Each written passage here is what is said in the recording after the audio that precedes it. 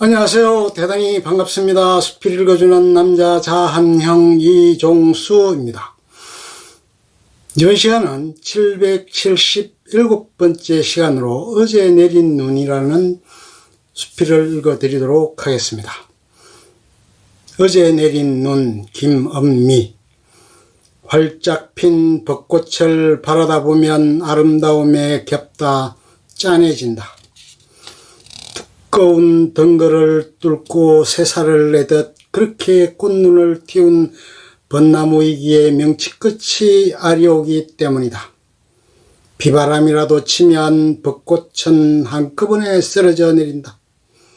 그런 모습을 대할 때면 겨우내 생명을 키워낸 보람이 허물어진 것만 같아 나는 이내 슬픈 벚나무가 된다.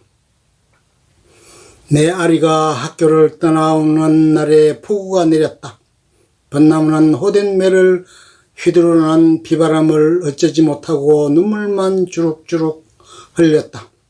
쓰러진 꽃잎들이 젖은 길바닥 위로 아무렇게나 흐트러져 있는 것을 보며 한창 피어나야 할 아이의 건강한 몸도 미래를 향한 꿈도 그처럼 내동댕이 쳐진 것만 같았다.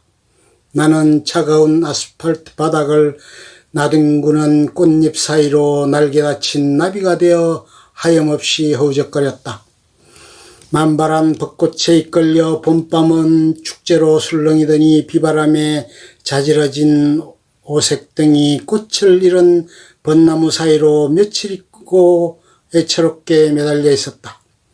사람들은 어느새 화관을 잃어버린 벚나무의 모습을 외면했다. 내 아이를 바라보는 사람들의 눈길에서도 나는 싸늘함을 느꼈다. 동네역에서 들려오는 무성한 말들이 바람을 타고 이리저리 날아다니고 나와 아이는 날아든 말의 아살에 가슴을 앓았다. 일일이 해명하려 들다 보면 상처만 덧났다. 상처를 다독이고 고름을 사귈 수 있는 묘약은 기도뿐인 듯 했다.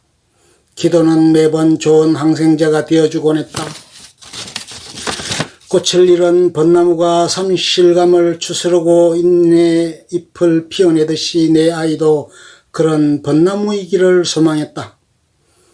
꽃이 지고 나면 꽃보다 더 아름다운 실록이 피어난다는 걸 아이에게 몇 번이고 말했다. 그것은 아이가 아닌 내 자신에게 일러두고 다짐하는 몸부림이기도 했다.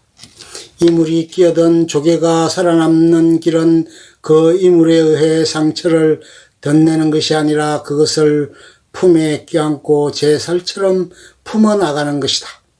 인내가 가장 큰 기도라 했던가 어느 날 그 조개는 자신도 모르게 진주를 품고 있는 제 모습을 발견할 수 있을 것이다. 나는 꽃이 진 자리에서 버찌가 자라고 있음을 보았다. 수백 번 수천 번 같은 경을 되뇌면서 나는 차츰 단순해져 갔다. 기도는 거창하거나 복잡할 필요가 없다는 생각마저 들었다. 기도는 간절함이었다. 기도는 내 안에 있는 혼을 불러내는 초혼이 되어 태초의 내 혼과 마주하게 했다. 진역으로 빚은 후 하나님의 힘을 불어넣어 창조된 인간이라면 나와 마주하는 그 혼은 창조주의 혼과 맞닿아 있다는 느낌마저 들었다. 기도는 희미하게 보이던 것을 또렷하게 보여주며 분별력을 심어주고 나를 한없이 정화시켜주는 듯도 했다. 마른 가슴에 따뜻한 물기가 돌며 모두에게 잘해주고 싶어졌다. 누군가를 향한 기도는 망망대해에 떠도는 작은 배가 목적지로 나아가게끔 순풍이 되어줄 것만 같았다. 나는 내 아이와 나만이 아닌 내가 하는 모든 일을 위해 기도하기 시작했고 그것은 교만한 내 마음을 양파껍질 벗기듯 한 겹씩 깎아내는 작업이기도 했다.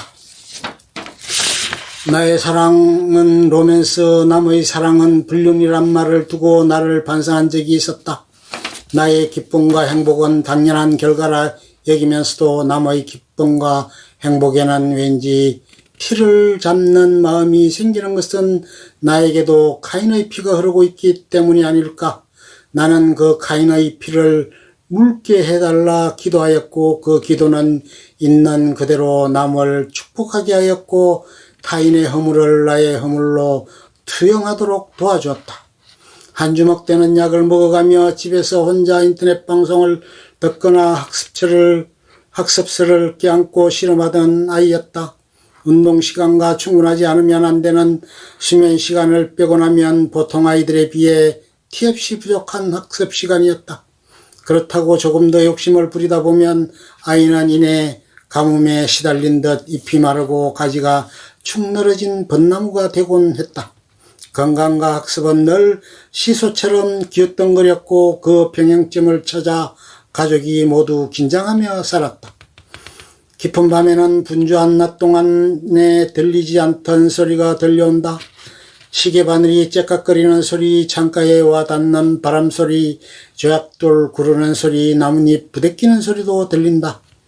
삶에도 낮과 밤이 있다면 나는 어쩌면 아이의 일로 삶의 낮 시간에는 들리지 않던 소리를 경험하고 있는 것인지도 모른다는 생각이 들었다. 그것은 어쩌면 불행이 아니라 축복일 수도 있지 않을까. 나는 어렵고 힘들어도 왠지 불행하지 않았다.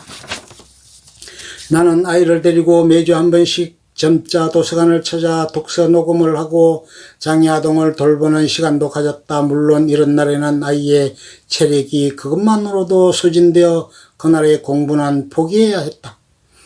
온전하지 않은 몸으로 명색이 수험생인 처지에 이런 본사는 차라리 사치였는지도 모른다.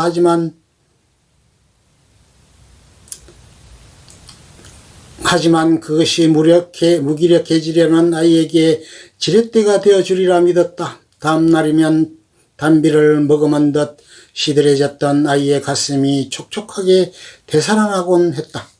대학 합격자 발표가 나던 날 전화기에서 들려오는 아이의 목소리가 소풍날처럼 들떠 있었다.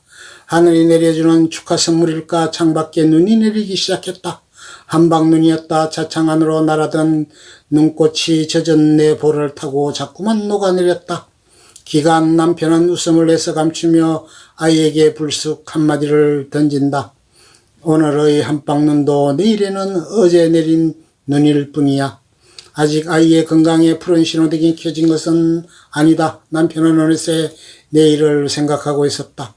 한방눈을 맞이할 때의 기쁨도 어쩌면 잠시다. 그러나 내일 결빙이 되어 또 걱정이 앞선다 해도 그래도 오늘은 즐거운 것이다.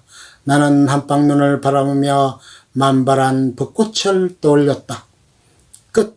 좋으면 좋아요, 구독, 알림 설정 눌러주세요. 감사합니다.